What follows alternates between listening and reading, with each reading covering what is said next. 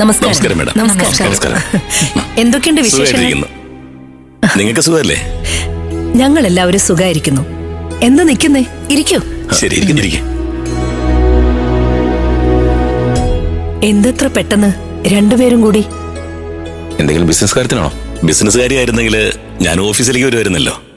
ഇത് നമ്മുടെ രണ്ട് കുടുംബങ്ങളുടെയും കാര്യമോ? കുടുംബകാരിയെന്നോ?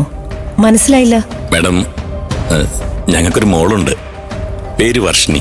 ആ, എനിക്കറിയാം. ഒരു ഫംഗ്ഷനിൽ വെച്ച് കണ്ടായിരുന്നു. അതെ മേഡം, ഞങ്ങളുടെ മോള് വർഷിണിയെ നിങ്ങളുടെ മകൻ വിക്രമിനെ കൊണ്ട് കല്യാണം കഴിപ്പിച്ചാലോ എന്ന് ഞങ്ങൾക്കൊരാഗ്രഹം.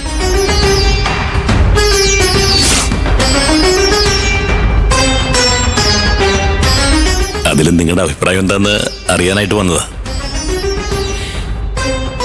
വിക്രം ഇത് കേട്ടാ നിന്നെ ഇവിടെ നാട്ടി ഇറക്കിയിട്ടുണ്ടാവും. ചേട്ടന്റെ കല്യാണം?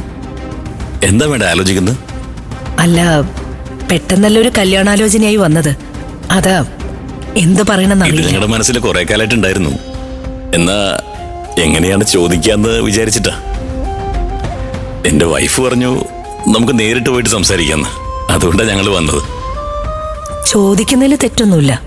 എന്നാ എന്താ മാഡം പറയാൻ വന്നത് നിർത്തിക്കളഞ്ഞത്? എന്റെ മോന്റെ പാസ്റ്റ് ലൈഫിനെ കുറിച്ച് നിങ്ങൾക്കറിയാവോ? മാഡം, ഞങ്ങള് എല്ലാ കാര്യം അന്വേഷിച്ചിട്ടാ വന്നത്.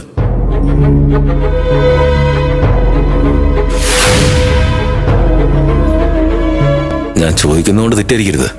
നിങ്ങളും ഞങ്ങളെപ്പോലെ സൊസൈറ്റിയിൽ നല്ല അന്തസ്സുള്ളവർ തന്നെയാ. അങ്ങനെയുള്ളപ്പോ നിങ്ങളുടെ മകളെ നേരത്തെ കല്യാണം കഴിഞ്ഞ് ഞങ്ങളുടെ മകന് രണ്ടാം കല്യാണം കഴിച്ചു കൊടുക്കാൻ താല്പര്യപ്പെടുന്നല്ലോ. അതിന്റെ കാരണം എന്താണെന്ന് പറയാൻ പറ്റുമോ? സർ, എല്ലാ സൗകര്യങ്ങളും ഉണ്ടായാലും ദൈവം നിങ്ങളുടെ മകന്റെ ജീവിതത്തില് ചെറിയൊരു പോരായ്മ തന്നപോലെ ഞങ്ങളുടെ മകളുടെ ജീവിതത്തിലും ഒരു പോരായ്മയുണ്ട്. ഞങ്ങളുടെ മോൾക്ക് സന്താന ഭാഗ്യം ഇല്ലെന്നാ ഡോക്ടർ പറഞ്ഞേ.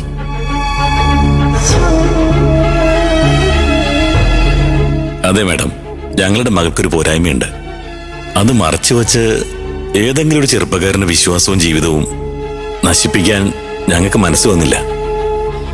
ഞങ്ങളുടെ മോളുടെ ജീവിതം എന്താകുമെന്നുള്ള ചിന്തയില്ല ഞങ്ങള്. അപ്പോഴാ നിങ്ങളുടെ മകൻ കല്യാണം കഴിഞ്ഞ് ഡിവോഴ്സായ കാര്യം ഞങ്ങൾ അറിഞ്ഞത്.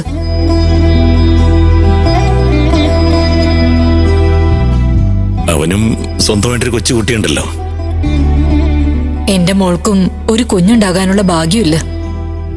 അതുകൊണ്ട് നിങ്ങളുടെ മോനെ ഞങ്ങളുടെ മോളെ കൊണ്ട് കല്യാണം കഴിപ്പിച്ച അവൾക്കും ഒരു നല്ല ജീവിതം കിട്ടിയ പോലെ ആകും മാഡം. നിങ്ങളുടെ പേരക്കുട്ടിക്ക് നല്ലൊരു അമ്മയായിട്ടും നിങ്ങളുടെ മകന് നല്ലൊരു ഭാര്യയായിട്ടും നിങ്ങൾക്കൊരു നല്ല മരുമകളായും എന്റെ മോളിവിടെ ഉണ്ടാവും.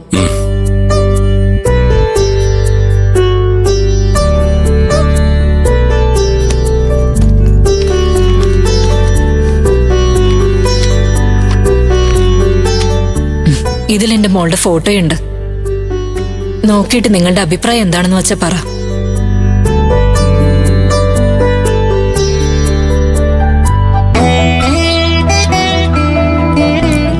നിങ്ങൾക്ക് ആലോചിച്ച് തീരുമാനമെടുക്കാൻ എത്ര സമയമായാലും കുഴപ്പമില്ല. ഞങ്ങളൊരു നല്ല മറുപടിക്ക് വേണ്ടി കാത്തിരിക്കുക. ഞങ്ങളെല്ലാം തുറന്നു പറഞ്ഞു. ഇനി നിങ്ങളാണ് മറുപടി പറയണ്ടേ. പെട്ടെന്ന് ചോദിച്ചതുകൊണ്ട് ഞങ്ങൾക്ക് എന്തു പറയണമെന്നറിയില്ല. എന്റെ മോന്റെ ജീവിതം ആലോചിച്ച് ഞാൻ കരയാത്ത ദിവസങ്ങളില്ല. അവനെ എങ്ങനെയെങ്കിലും ഒരു കല്യാണം കഴിപ്പിക്കണമെന്ന് ഞാനും ആലോചിച്ചുകൊണ്ടിരുന്നത്.